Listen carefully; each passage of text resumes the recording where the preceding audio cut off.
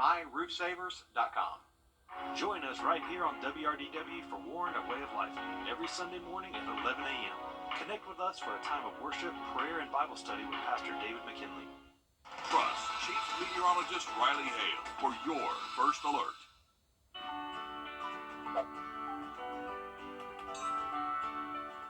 You're watching News 12 live at 5. Continues. You are taking a live look over Beach Island as the sun sets on a beautiful Friday, but those temperatures are starting to drop. And Riley, they're going to stay low this weekend. And then a quick look up at the Thurman Dam. Looks like we're seeing less whitecap activity, so wind's calming down a little bit. Full look at that cold weekend for you in just about 10 minutes. All right, thanks, Riley. With a first alert in effect for those below freezing temps, warming shelters across our area have all hands on deck. And it's not just a warm place to stay. Many are also cooking up fresh, hot meals for anybody who might need it. Live at 5, our Nick Veland is at Liberty Park in Grovetown. And Nick, everybody seems to be on high alert for this dangerously cold weather. Yeah, Meredith, this city has opened this park up from 7 a.m. to 9 p.m. with these cold temps coming in, and it's open to anyone if you just need to get warm. It's an open door policy, and employees will be ready to greet those coming in this weekend with hot chocolate, coffee, and blankets, and definitely more to get what they need to escape the conditions. Jordan Johnson with the city of Grovetown says that these warming centers are new this year to provide resources to members of the community to stay safe and healthy by giving those another place to warm up.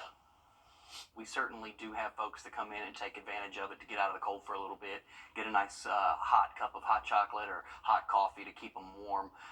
We've extended the hours now. It's from 7 a.m. to 9 p.m. daily at Liberty Park. So if you're passing through or if you're a citizen and you need somewhere to beat the cold, come on by to Liberty Park and we've got you covered. And today with the warmer temps, there was little to no action here in the building behind me. But come this weekend, it's going to get a little busy here. And coming up all new on News 12 at 6 o'clock, I'll have more on how other organizations are going to help those brace for these cold temperatures. And Nick, we see you out there with a vest right now, no sleeves right now. It's perfect vest weather. What are we doing here? What are we doing? It's perfect. See, from 40 degrees to 60 degrees is perfect vest weather. No. Again, this weekend when it drops down, there's going to be jackets needed. All right, perfect. I'll make sure to check up on that. But right now is not vest weather. I bundled up, Nick. Highly disagree with that. Yeah, disagree. All right, well, good for the warming shelters come for out Vito. and join me, Will. No, it's warm in here. I'm going to stay here, so we'll check it on you later and make sure you're not frozen. So. All right. On November 1st, a Columbia Middle School basketball player collapsed and went into cardiac arrest during a game. 12-year-old Monte Ruse had no prior health issues, but after 3 weeks at the Children's Hospital, he later died. Now, for the first time, we're hearing from his mother as she shares his story. This was his first time playing sports at the middle school. He was so excited to make the basketball team. He had his sports physical. He had no issues. He was just a healthy, normal child. And we're hearing more from Monty's mother and the message that she wants to share with you coming up later this evening. Nearly a third of people in Georgia are diabetic or pre-diabetic. One lawmaker wants to create a new state program creating a safety net for patients who can't afford high insulin prices. Abby Kasoris reports. The prices are inconsistent and at times unaffordable. This is what a patient paid in November. This is what they paid last month, from $10 to over $100. The pharmacist here says it could lead to insulin rationing, which could be deadly. These are the actual prices of Humulin insulin. Pharmacist Kavan Pierre at 5RX Pharmacy in Smyrna says with insurance and federal legislation, he loses $300 on one box of insulin. Insulin for most diabetics is a lifesaver. There's no other way around it. Insulin is an essential hormone which turns your food into energy and manages your blood sugar levels. If you have diabetes, your body can't make enough insulin. Your doctor might prescribe you an insulin pump, injection, or inhaler. According to the American Diabetes Association, more than 1 million Georgians have diabetes, and nearly 250,000 more have it and don't know it. People with diabetes have a higher medical expense, spending $11 billion each year. You can actually die. There's nothing else like insulin. Under the Gold Dome, state lawmakers are looking at ways to create a safety net, a new program providing a 90-day supply to low-income patients for less than $75. Representative Michelle Al says someone could apply for a year. This is a small way to address what is a larger problem in the state. The legislation is modeled after the Alex Smith bill passed in Minnesota, named after a 26-year-old who lost coverage under his parents' insurance. He began rationing his insulin and died a month later. Because anyone can imagine that could be their adult son. Activist group The Right Care Alliance says Smith was one of 4 people that died in 2017 because of diabetic ketoacidosis, a disease that is preventable if diabetes is treated properly. Even the type of insulin they want to give the patient, or the type of insulin the patient's going to have access to, that could be a really, really good thing. Under this bill, the program would be created through the Department of Community Health. Healthcare providers and pharmacists could be reimbursed through the program, and any manufacturers who wouldn't comply, well, they could be fined. We'll be tracking this bill through the state legislature. In Smyrna, I'm Abby Kasouris. Today, Helms College's Augusta campus and Goodwill held a ribbon cutting for their new Welcome Center. It's where the old bank used to be at their Washington Road location. Prospective students will now be able to see what it'll be like to come to Helms College and be a student there. All of this happening on the birthday of the founder of Helms College and Goodwill on his 161st birthday. But the college isn't done expanding yet. And then we have the final phase, phase 4, that we're just kicking off today. And that's to raise an additional $3 million so we can build a school of technology and a school of business. The future School of Business will also have the first online program for students. This weekend, USC Aiken will celebrate a belated Martin Luther King Jr. Day with NBA legend Alex English. This free event will be at 3 o'clock on Sunday at the Convocation Center in Graniteville.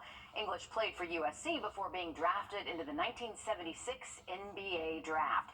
He will help present the Human and Civil Rights Student Champion Awards to 2 students, one from Aiken Tech and one from USC Aiken. Glasscock County Superintendent Jim Holton is retiring this year. The County Board of Education accepting Holton's intent of to resign at the end of June. He's been with the school system since 1991. The Georgia School Boards Association will now conduct a search for that next superintendent.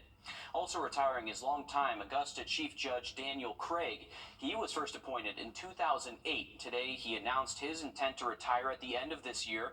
He says he is grateful to the citizens of Burke, Richmond, and Columbia counties who gave him the privilege of serving as their district attorney and Superior Court judge over the past 32 years. Voters will decide who will take over Craig's role. Our local shelters are facing a growing problem. Just ahead, we'll share how you can help. Riley? Well, we know the first alert in effect for the weekend. Cold weather heading our way. We'll have a look at how cold we can go coming up in that full forecast. Time and First alert for these cold temps the next 3 mornings. Staying nice and dry, though, through the weekend. Thanks, Riley. If you're considering adopting a furry friend, listen up. There are a growing number of animals who are spending months inside the shelters. I'm looking at you, Will. As Taylor Martin shows us, there are plenty of animals ready to go home with you. Meet Bastion and Falcor. Up until their adoption a few days ago, they'd been at the North Augusta Animal Shelter for months and were in danger. It's a story volunteers at the shelter see often. The shelter in North Augusta is a small shelter. We only have one animal control officer, Craig McBride, and he has about 15 runs. So the shelter, it fills up fairly quickly. So we always need fosters. Fosters or adoptions, they keep the pups alive and keep the volunteers from having to make tough decisions. Because the shelter is small and there are only 15 runs, once it fills up, tough decisions have to be made and dogs do have to be euthanized. Right now, the shelter has multiple dogs available for immediate adoption. Coco, Topper, Winter, and Buster are just a few who need your help. The dogs go from being shut down and maybe not in the best condition at the shelter to finding their forever homes, and they're in families and their health condition improves and their overall demeanor improves because they're happy, they're in a home, and they're part of a family. For some of these dogs, you could be the difference between life and death. But if you can't adopt or foster, they could always use your donations to keep the dogs healthy while in their care. Reporting in North Augusta, Taylor Martin, on your side. Friends of North Augusta Animals purchases all of the vet supplies for the dogs. We will have more information on how you can donate or adopt on our website. No matter how good your TV looks from the front, it probably looks like this in the back. Nothing but a lot of wires. I'm JB Tucker. Coming up, we'll look at a wireless battery-powered television you've got to see to believe. First Alert Radar, powered by Jim Hudson Automotive Group. Shanty can fix your... TVs are often the centerpiece of your living spaces, but behind your TV, of course, there's a ton of power cables and cords that add clutter to even the nicest space. Our consumer tech reporter Jamie Tucker found a solution, but it's pretty pricey. What the Tech, sponsored by Augusta Preparatory Day School. Your TV probably looks like this. A lot of clutter, a lot of wires going to all of the different things that need power, need to connect to the television. But imagine a TV that doesn't need any of these wires. The Displace is the first totally wireless 4K OLED television. So we've got 2 internal lithium-ion batteries and then 4 hot swappable lithium-ion batteries. Yeah, batteries. Hot swappable, so you can charge one while you watch. You just push in here, the battery slides out, and you just use a USB-C cable to charge each battery. So what about the other wires, the ones for gaming systems, soundbars, streaming devices? AJ Kirsch explains. Right down here is our base unit. So this is what's sending the signal to the TV, and it does so through Wi-Fi 7. So there's really no issues as far as range. This doesn't even need to be in the same room. It doesn't even need to be on the same floor. And that's not even the coolest feature. It's how the TV is mounted to the wall. Quite literally, air sealed to that surface. Vacuum technology allows you to put the TV almost any wall. It sticks there, at least until the batteries are depleted. So what happens then? Detect critical levels of battery life, affix itself to the surface, and slowly lower itself down on a tethering system so that it doesn't fall.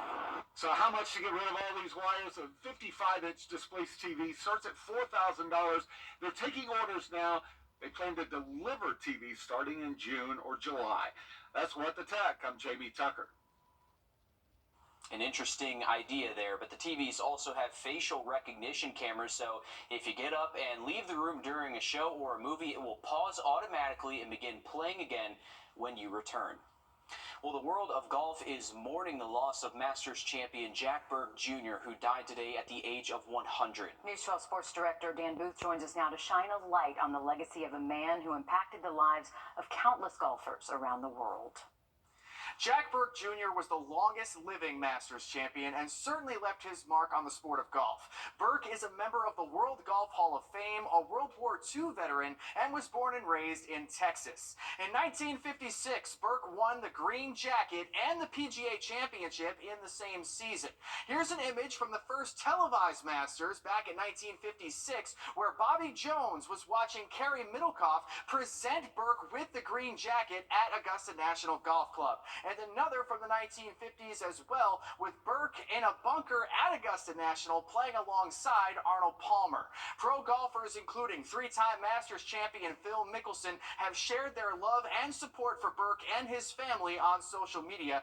Phil posting in part, "I'll always appreciate how giving of his time he was to anyone who wanted to learn and work at the game of golf." Round 2 of the Latin American Amateur Championship is wrapping up down in Santa Maria Golf Club in Panama City, Panama. Mexico's Omar Morales is at the top of the leaderboard at the moment after the first 36 holes. He has a one-shot lead sitting at 2 under. The champion of this event will receive an invitation to compete in the 88th Masters Tournament and automatically qualify for the Open and the U.S. Open. The Atlanta Hawks are down in Miami for a Friday night showdown with the Heat. Atlanta's looking for their 3rd straight win, but they'll be doing it without star point guard Trae Young, who will not be playing in this game due to a shoulder injury. The opening tip is set for 8 o'clock, and you can watch tonight's game on our sister station, the CW. That's it for sports. We'll be right back after this quick break. Several great white sharks are swimming into warmer waters amid this winter weather. You're taking a live look now at the O-Search Shark Tracker. These great whites have pinged recently off the East Coast. No, thank you. But a ping is when a shark's fin breaks the surface of the water, according to the nonprofit. Jekyll, a juvenile 8-foot shark, pinged near Myrtle Beach. Meanwhile, a 13-foot adult shark named Breton pinged near Charleston, and Rose, a 10-foot juvenile, pinged near Cape Fear, North Carolina. I did a little research here because I wanted to know just how big these sharks were. The 10 feet, like a U-Haul truck, kayak, Christmas tree, basketball hoop. I'm not messing with a shark that size. But here's the beauty of it. It's so cold, no one's going to be swimming, so it's safe. Okay. They're only here in the winter. No. No, I know they're not, but they're here for the warmer water, but it's not warm enough for us to swim, so you know what? They can have the water. They can have the beach. Let them swim now and then go away when we want to swim, right, Riley?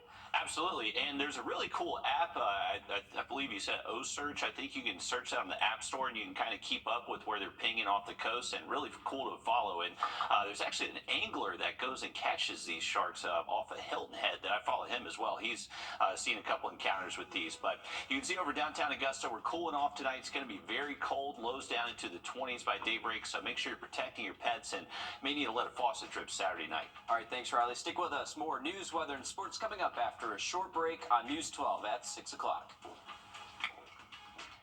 I'm here. I'm Nora O'Donnell with the CDS Evening News.